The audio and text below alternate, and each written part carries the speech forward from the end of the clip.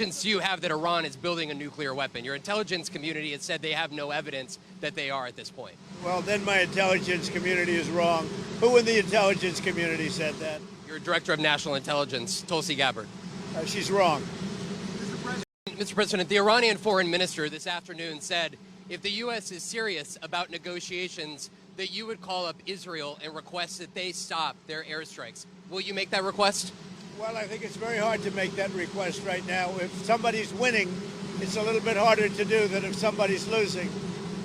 But we're ready, willing, and able, and we've been speaking to Iran, and we'll see what happens. We'll see what happens. The decision that you need to make on Iran, whether to strike militarily, is this the biggest decision you'll have to make as president? Well, I can't tell you that. I have to see what happens. I can't, really say that.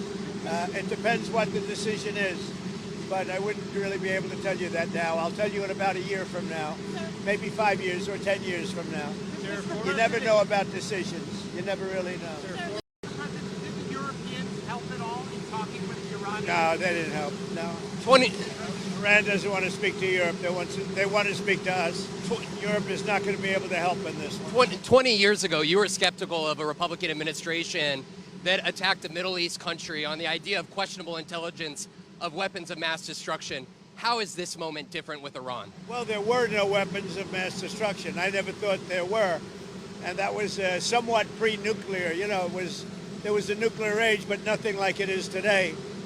And it looked like I'm right about the material that they've gathered already. It's a tremendous amount of material. And I think within a matter of weeks, or certainly within a matter of months.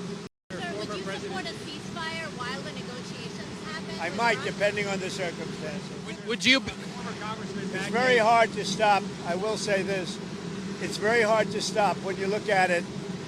Israel's doing well in terms of war. And I think you would say that Iran is doing less well. It's a little bit hard to get somebody to stop. They're sitting on the top of one of the largest piles of oil in the world. I just don't know why they need that for civilian work. It's one thing for certain countries to say, hey, I want to have a certain amount where I can go nuclear a little bit because we need it for electricity, we need it for air conditioners, etc. But when you're sitting on one of the largest oil piles anywhere in the world, it's a little bit hard to see why you need that. Yeah.